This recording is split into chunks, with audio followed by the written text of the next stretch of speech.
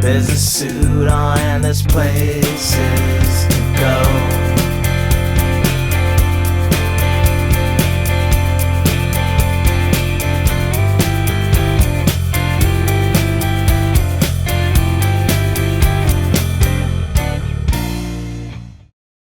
Hey, Eugene, I was at work today. This guy, he's like, hey, man, I want this like color, but I want it like redder than that. And I'm like, well, let me see what I can do. And then something comes up where he's like, I don't remember how it happened because I talked to so many people, but I said something about like Catholic school or something. He's like, yeah, it was Catholic school, but this is back east, you know? I'm like, well, yeah, it was Catholic school, you know, St. Mark's, St. Monica's. Oh, yeah, you know, he's like, the priests we had, man, they were Irish, they were chaplains in the army, you know, they had broken noses and stuff, man. You didn't want to mess around with those guys. And then he was like, oh, you know what? Me and my brother, we got to meet the Pope. I'm like, really? He's like, yeah, we had a special meeting with the Pope. He's like, I'll show you a picture. I was like, what do you do? He's like, oh, we make movies. And I'm like, what do you do in the movies? He's like, I'm an actor. I've been in like 90 films. I'm like, what's your name? And he's like,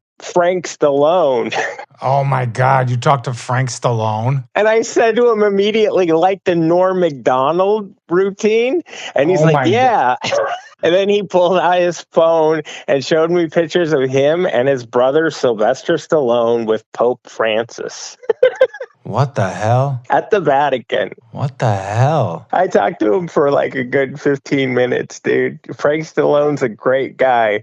Man, he was really funny. He was super cool. I was like, you played music too, right? Oh man, that's when he just was going off about, I saw the Who, 1969. They played Tommy all the way through. Oh my God. What a fucking maniac. Once you realize you're talking to Frank Stallone, dude, it changes everything, dude. We joke about all the Italian stuff on this show. And like there we met like the brother of one of the most famous like Italian Americans of all time, you know? And in his own right, he's infamous too. And I was like, oh man, I got to tell Nick about running into Frank Stallone today and just palling around with him. Like he shook my hand. He was like, thanks, man. This is great talking to you, dude. Hey.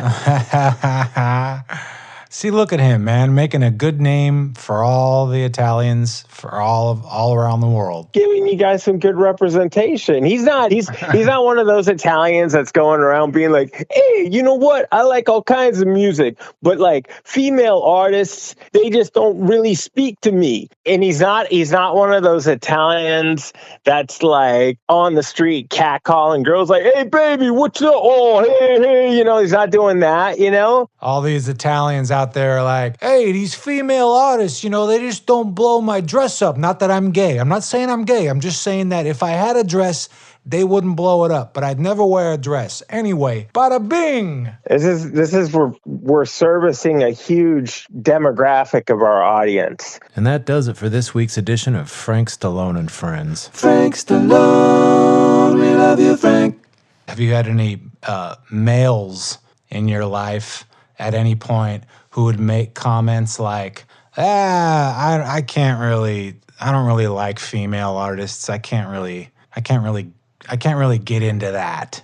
No, actually, I don't think I have. Really? Interesting. Okay. I've had a few, just people who haven't got it figured out. They got some hang-ups, but I've noticed that some dudes just kind of live in that universe of, because it's a female voice in their music, they can't relate to it for some reason. I'm curious of your thoughts on that and where that comes from and why you think something like that exists. And this all pertains to our current subject of today. So I think that the issue, that the way you're phrasing it, it's people that are looking for lots of different songwriters to sort of like ingest, and then they come to the conclusion that female artists just kind of don't do it for me. The thing I used to say when I was like in my late teens was there were certain artists that I just didn't like their vocals. Like I remember telling people people be like, "Oh, you should listen to the Smiths." I'm like, I just don't like Morrissey's voice. Things like that I remember saying. That was like a more common thing. I don't know. I guess if somebody was to say like they couldn't identify with like maybe Riot Girl kind of stuff or something, I could see that. But I've never heard anybody just sort of like say like, yeah, I can't relate to like female artists, or I don't get it. I can sort of peg somebody that says I don't dig the Riot Girl stuff because it sort of falls into the same category of my justification, my overall justification for it, which is if somebody's like, yeah, the Riot Girl stuff, blah, blah, blah. I think in us, in men, there's sort of an intrinsic defense mechanism that goes off when you hear women sort of espousing any sort of frustration that seems like it's geared toward men. They'll take it personally, right? This weird like internalized sexism that they don't even sort of recognize. And I there might have been a time in my life where I felt the same way. Maybe, I don't know. But I've always sort of never had much of a problem finding an artist that, man or woman, you're like, yo, this is dope.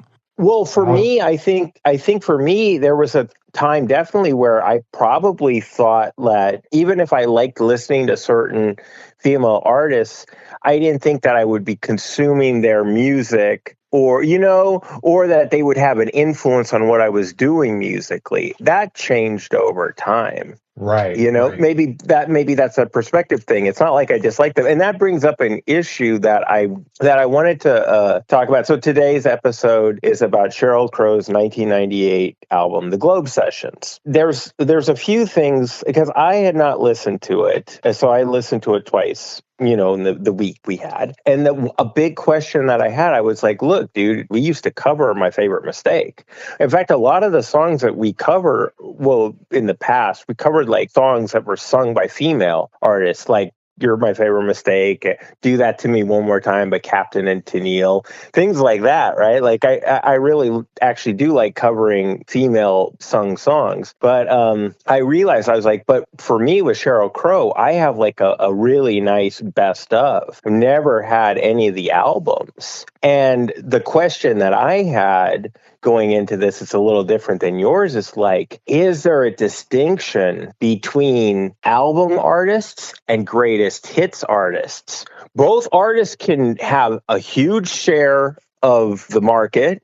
They can have notoriety. They can have fame. They can do all this stuff. You have to agree with me just on faith. The Stones, I think, are an album-oriented rock band because I think a lot of obviously they've had a lot of success with singles, but most of the people that are their fans bring up albums like Sticky Fingers, Beggar's Banquet, things like that. They're really drawn to the albums. And then the other side of that is the Eagles. If you've ever listened to any Eagles albums, they're very remarkable because they really have like just 2 or 3 songs that were the singles, and everything else is just purely filler. Yet, huge hits. And now I think the Globe Sessions, it poses that kind of question because if we were a little bit tough on Tom Petty, Wildflowers, I think we could be with this framework. I think we could be almost downright merciless with Sheryl Crow on this album. Do you agree? Yes. I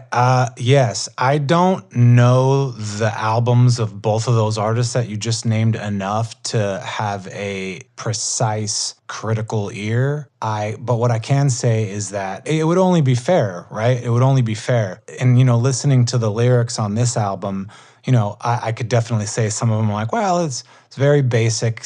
A lot of it is very straightforward, traditional lyrical content. Sometimes a little excessively goofy and trying to sort of be contemporary lyrically. You feel me? Maybe, yeah, for sure. I think Sheryl Crow possesses a very unique talent that I really, really hold high as far as standards go, which is her melodies are fucking great. her melodies are so good. I think there's 4 or 5 really standout great songs on this album. And then there's like 2 or 3 that you're just kind of like, that's okay. And then there's a couple that you're just like, you should have really not put this on the album. I didn't. Subway Ride.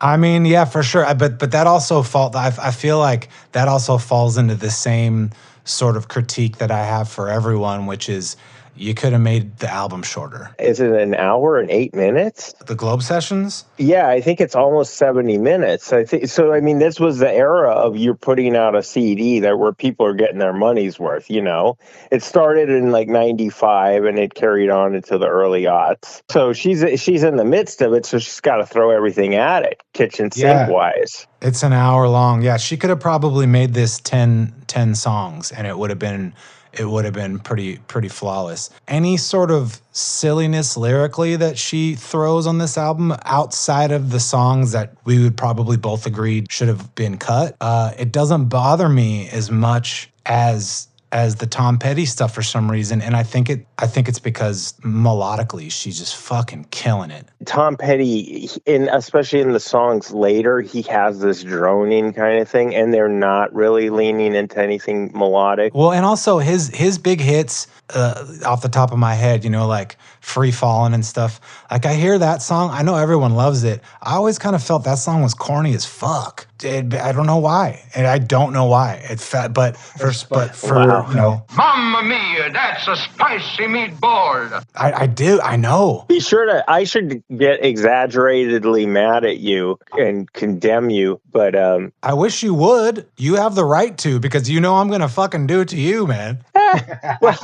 well, I was in like 7th grade and I had like a crush on a girl. It wasn't going to work out. And I remember like listening, like laying in my bed and listening to the cassette of Free Fallin' for that album and being like, yeah, man, it was fine. And then, you know, you listen to the rest of the album and it's a nice, good Heartland rockin'. Yeah, exactly. But I mean, you know what? Fuck it. It's music. You should just enjoy what you enjoy. I think Free Fallin' is an incredible song. It's just not something that lights me up.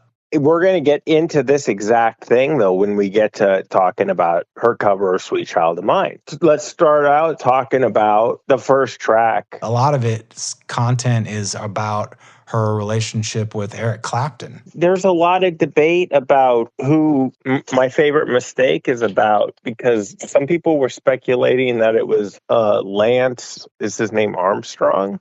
Oh, right. I forgot. She dated that dude. She was with him forever. Yeah. Well, I mean, that's. She was on Dan Rather's show on Axios TV. It was a pretty good show. And Dan was like, at the end of the interview, he's like, hey, do you want to tell me? He's like an 86-year-old man. He's still doing this. But he's like, hey, would you tell me who My Favorite Mistake is about? She's like, man, if there was anybody in the world that I was going to just sit down and hang out with and then tell them that, it would be you, Dan. She's like, but I haven't had enough to drink, and I'm just not going to do it. I can't do it. And he's like, well, it was worth trying. You could have a whole show or a portion of a show where you debate which is the better song, which is the better ambiguous breakup song. Is it Carly Simon's You're So Vain, or is it You're My Favorite Mistake by Sheryl Crow? Right? Yeah. I mean, they're really neck and neck right there. And there's all sorts of intrigue about both of them and everything. I like You're My Favorite Mistake because she's letting you know how she feels about it, but she's given just a tad bit of grace to the other side as well. You know what I mean? It's not sheer consumerist guilt shaming, you know, and that kind of thing. Yeah, there's more of a negotiation going on in You're My Favorite Mistake. The second time I listened to the Globe Sessions, I had to start on the second track because great song. One of the problems is that if you have an album where the first song is so great, it really makes whatever follows it to be very disappointing. There's a Depeche Mode album I have, and it's on CD I have, and it's like that. The first song on there is like, I'm taking a ride with my best friend, right? And you're like, so you get that CD and you put it in, and that's the first track, and you're like, hell yeah. And then the next song comes on. You're like, I don't want to listen to anything that's not like, I'm taking a ride. so you learn the secret. You're like, no, I'm going to start. I think it's music for the masses. So you're like, no, I'm going to put the album on. I'm going to start it on track 2, listen all the way through, and then I'm going to put on, taking a ride. And so that's what I did. That was my strategy with the Globe sessions, because I was like, yeah, you're going from my favorite mistake, which is just a 5-star song. We're doing like 0 to 5 stars right now. It's a 5-star song, and then you're going to the neighborhood song, and you might like it. I just have this feeling that even if I'm kind of liking it on some level consciously, I'm very aware that it hasn't aged well. You know what I'm saying? I think maybe too, for me, what makes it stand out, if I'm looking through your lens, is that she starts with My Favorite Mistake, which I don't know. I'm not going to say it's a departure for her because I'm not as familiar with her entire catalog, but it's a bit of a departure in that she's got that Dylan sort of rancor and the Stones kind of bite, and it's a real sort of like scorned lovers. And like you said, there's a certain amount of grace and stuff. There's a poetry to it too, but it's her kind of coming out like she's coming out of the gates, and it's like it's fierce. That's, I think, the word I would say. It's a fierce kind of lyrically, musically, it's muscular, it's strong. The next song, too, which is There Goes the Neighborhood, she shifts back into, out of all the songs on the album, I feel like that one would fit on her first album the most. Yeah, that's true. I was thinking that, too. Yeah, that it's an extension of that vibe for sure. The album as a whole, though, I feel like doesn't really let up. I mean, River Wide is awesome because it's kind of got like an Eastern feel to it. I like that. What's the song where she's kind of singing? Is it where she's singing about like the guy at the Electric Man or whatever? She's checking him out. Oh, it's like It Don't Hurt Anymore. See, I love when she's, it don't hurt like it did, that song. I can sing my song. But then, but that's fine. Like that's not the juice of the song, though. The juice of the song is it's like right after that when she's doing the left no trace of you at all. And she's like ripping down her apartment. I'm just like, that melody is so good. Like that, I'll give leeway if you can just fucking nail a melody that just like digs into my fucking aorta, you know what I mean? Okay. Yeah, I'll say that song, yeah, it's fine, but that part of that song gets me every time, dude, every fucking time. I would say I would take what your critique of that song and move it down one to the following song, Maybe That's Something, which is a similar type of song where there's no melodic hook. All the stuff that I would want to cut is in the zone that we're in right now on the album. I kind of feel like it doesn't. I feel like the album starts out super strong, then it gets pretty weak, then it gets to that 1-2-part song. What is it called? Am I Getting Through? Yeah, and that's cool, and it's novel, and then the second part rocks a little bit more, and you're like, hey, this is rocking. Yeah. This is cool. And then after that, the album is like smooth sailing, but you had to get through, like, at least for me, like four tracks or something that you're kind of like, It Don't Hurt, I would have to fight you over it just because that melody is... That one melody, that one fucking line is just so good, dude. What about, I don't know if this was on the radio, but I feel like it might have, Anything But Down. That's such a great song. Yeah, it's so good. And I want to say it was on the radio. But you don't bring me anything but down. So good. That's a real knockout song, dude. But this kind of gets to my little thing about the album artists and the greatest hits artists. Well, certain bands, you're like, I'm going to buy an Eagles greatest hit. I'm going to buy a Sheryl Crow greatest hit. So I'm going to, but then, you talk about Led Zeppelin, and I'm not a big Led Zeppelin fan. I do like a lot, but you're like, I'm going to buy Zeppelin 3. Oh, I buy a Zeppelin 4. It's like people, when you're discussing this band, you're discussing the songs versus discussing the albums, and the band that's traded in albums, that's the band with the cool cachet, because they have it's a bigger piece of media, as opposed to the song, Yeah, I mean, I think there's criteria that you have to hit as an artist in order to even be considered for the question that you're posing. Album artists and then greatest hits artists, first of all, you have to have a discography or a lexicon long enough to be one or the other. And then you also have to be talented enough to write a hit. Because I can't really think of too many bands, from like the 60s through 2000 that were huge that didn't have at least one hit. The only one I can think of off the top of my head is Wilco. Wilco is a paradigmatic album band, right? That's what you're saying.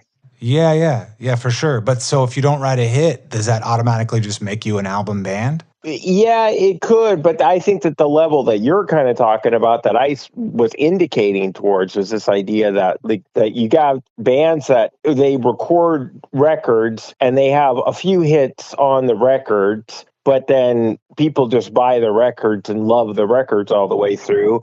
And then these other bands that are also on jets and stuff and playing huge places, they record records and they get hit songs off those records, but their fans, if they buy the records, they buy them only to kind of spin the hits, or they buy the singles, or they buy the greatest hits a few years down the road.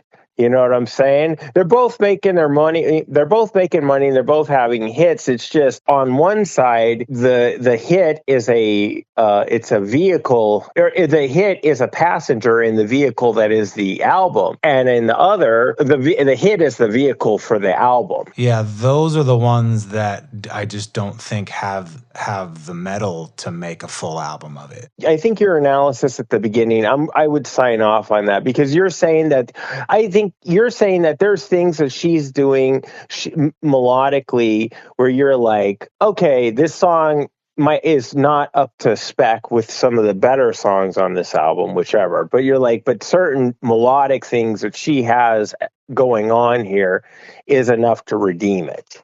Yeah, she can save it. She has the unique talent for me to save songs that might not be worth saving when considering other criteria, which also makes me think, along with those two things that I named earlier, you also have to consider, for your question, the listener. The radio is not really as much of a thing as it used to be, but a lot of people, at least back then, hear those songs on the radio, and that's all they care about. They're not open enough to kind of sit with it and go, all right, what else is this artist giving me in this album that's worth listening to? A lot of people just stop there. Probably the band that's right in the middle that you're kind of describing is Fleetwood Mac, because they are an album-oriented band for a certain segment of their listeners, and for another segment of their listeners, they're like the hits. But the album itself is worthwhile. I'm not a big Fleetwood Mac fan, but like I have Tango in the Night. Oh, okay. You know the hits on it, but as an album, it's pretty cool. I like the Stones. I couldn't tell you one album that I've connected with them. I don't know what to listen to. The big songs that are popular, I don't know what album they're on.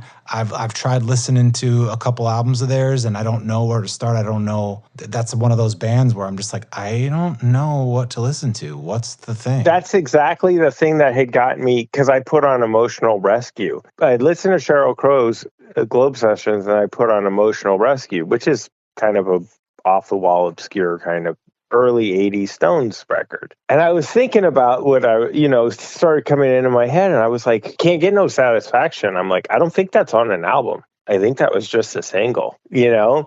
You'd have to get like one of those compilations or something, you know, to have it, right? And I was like, and I was thinking about it, I was like, I have like a ton of Stones in my cabinet here where my CDs are, and I was like, I don't have any greatest hits by them though. I probably have some live albums where they're playing it for sure, but I don't have like, you know, any of the singles collection things or whatever where I could just pull it out. I haven't heard Satisfaction in a long time, except the live version that's on some live album that I got. So like that's their biggest track, but it's not on an album. And being a Stones fan, I mainly am just listening to like Black and Blue, Some Girls, Exile on Main Street, you know? And so it's like, so the singles kind of don't even factor into my deal, you know? You're just like totally into these particular albums and what's going on with those, you know? Were there any other songs on the Globe sessions that hit you?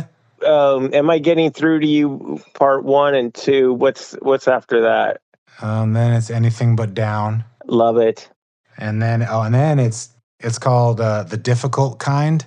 Oh, no, I like that one. That one in particular elicits such a feeling of pain, especially when she hits the chorus, when she's like, if you could only see. I'm just like, oh my God.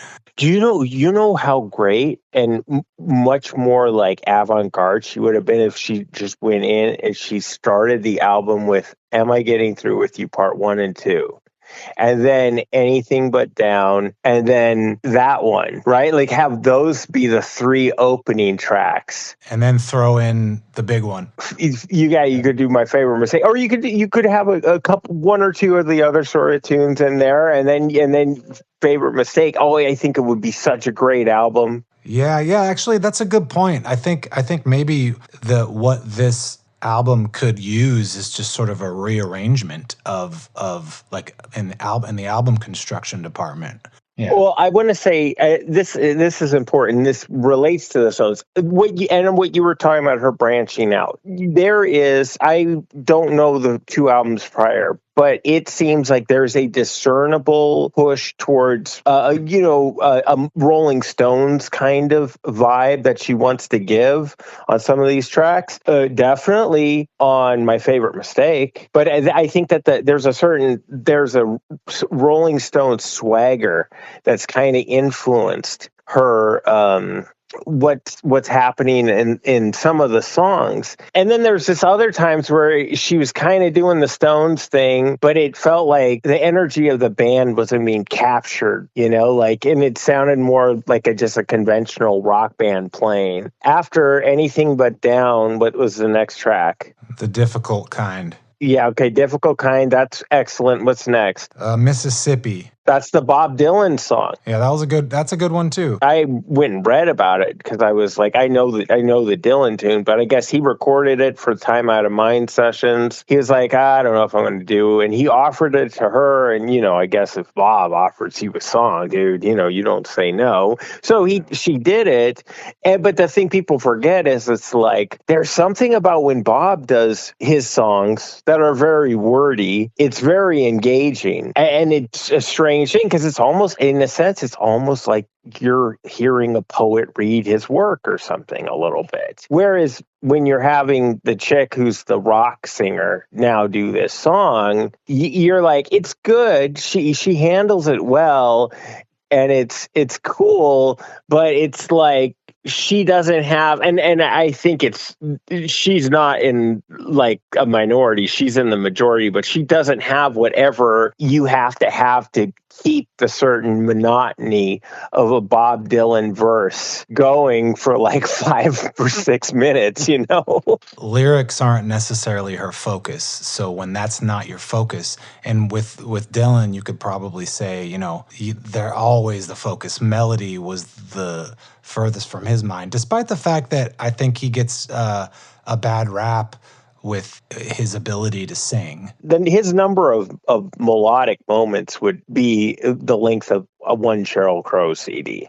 You know, I mean, it doesn't compare. He's definitely lyrically That's his thing. And for her, lyrics are good. But I don't know. But in a sense, it was kind of a challenge for her. And I found myself listening to it and being like, hey, this is cool. And on the re-listen, I liked it. And another thing on the cover, now here's my hot take. Are you ready? Yep. Hot take. You probably used to have the same hot take. Dude, at this stage of my life, as an elderly man who needs glasses and is going to start walking with a cane, I prefer Sheryl Crow's version of Sweet Child of Mine to Guns N' Roses' version. Mamma mia, that's a spicy meatball. I didn't even know I had that hot take today, and it just came to me. That's it. I'll second that motion. And I remember when it came out, her cover of Sweet Child of Mine came out, and people were really writing about it in newspapers and magazines. There was just a real sort of like discussion going on, because a lot of people were like, well, how dare she, and everything. And it kind of the way we started the conversation, like that question that you opened up our discussion with, it comes full circle here. Their monocles fell off their face and dropped into their glass of champagne. They stopped beating their wives to clutch their pearls. Oh man, but then the music critics, they just kind of like, maybe I think attacked her, like, oh, this is a real nice cynical ploy for you, Sheryl. That's the song on the album where people really like, you really get that the chauvinism crawling out of the woodwork. What do you think about the idea of sort of the role that gender played in the 90s? With like we're, one might be able to say that male art, in a male dominated field, just like every fucking thing, male artists would be given the ability to go darker and less commercial, whereas it seemed like maybe and you could tell me what your thoughts are on this. I'm not sure. Women were sort of expected to sort of maintain accessibility and be pushed in a certain direction towards, sexuality or whatever, regardless of what kind of artist they were. Do you think that played into it at all? No, you know what? It was like that, but it was a little trickier. It was trickier than that. Men were given kind of a license to be wild party guys, right? Then you had the thing that was like, we can rock and be like heavy and then that's like Metallica, Megadeth, you have all that. Then you have the people that are going to be like, oh, I'm going to be a sensitive songwriter kind of guy, like Duncan Cheek or whatever. Not that he's that sensitive, but you know what I'm saying, like an AOR guy. You can have like the pop star guy. Then you can be the really like poet of death, Nick Cave, 9 Inch Nails, that kind of thing. That's open to all. Men were open to all those options. Women, it seems, they had the pop star thing, like to do the pop star thing. They also, it seemed that they had the singer-songwriter thing. The singer-songwriter thing, good. Thank you for reminding me. Yes, the singer-songwriter thing.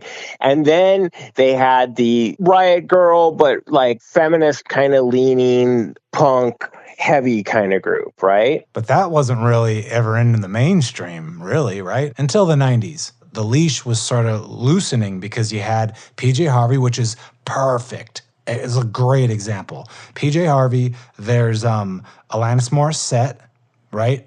There's Bjork. I'd say Alanis Morissette would fit into that sort of angry feminist kind of, more commercial, but still keeping certain elements of that Riot Girl thing, in play. Like she was one of the first, at least in the 90s, I can think of, that was sort of given that ability to do that. Yeah.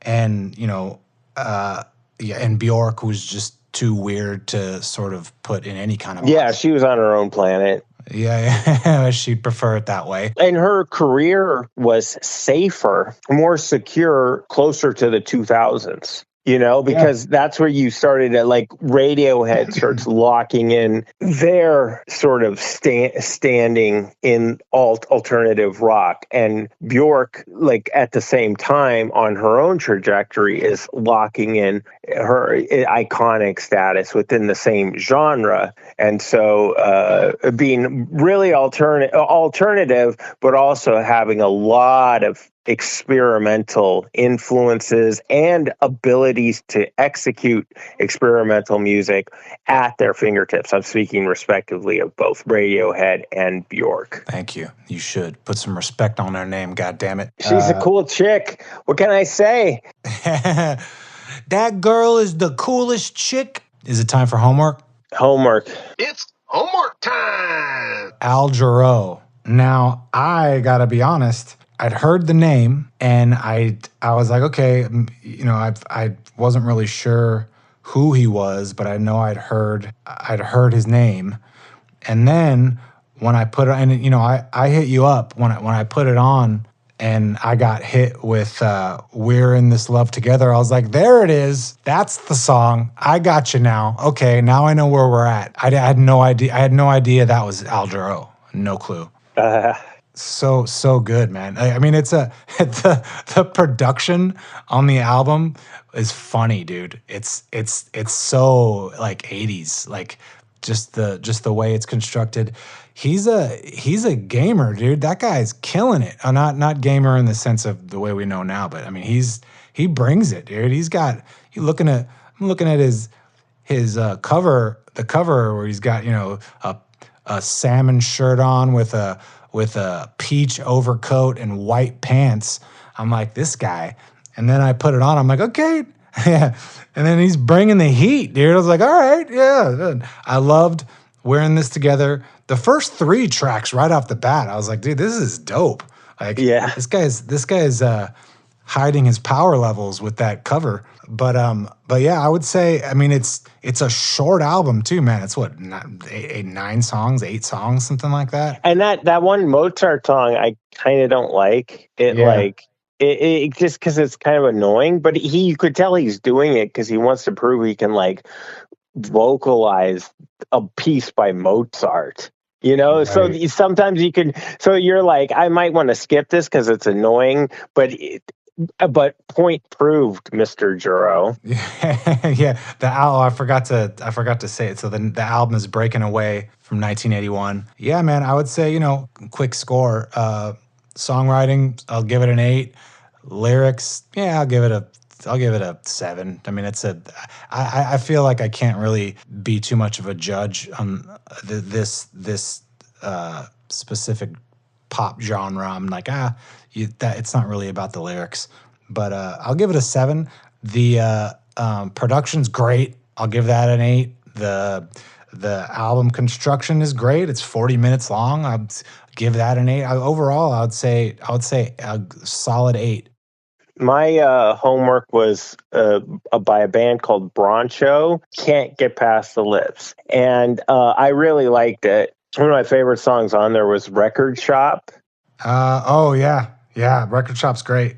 I like the energy of it. I listened to it twice, and then after one of the times I was listening to it, it went into some other track of theirs off some other album I heard, and I liked it. And I'm like, what's this top song that they have? And it's called Sandman from some other album. I listen to it. I'm like, that's great.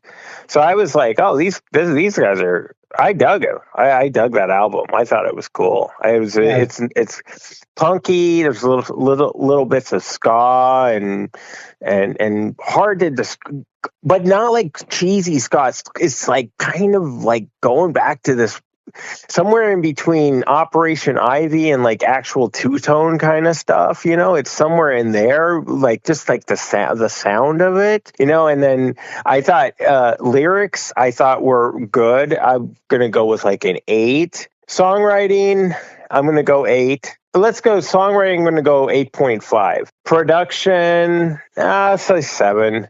Yeah. Even if you could add better production, but would it have served it? Yeah, I don't know, but I'll go 7. And then for overall album construction, my 8.5. So I'd say my overall score is like an 8.5.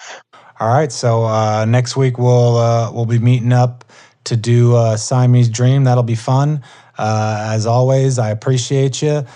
For Steve of the Happy Casualties, this is Nick from Petrov the Hero saying, forget about it, but don't forget about us. See ya.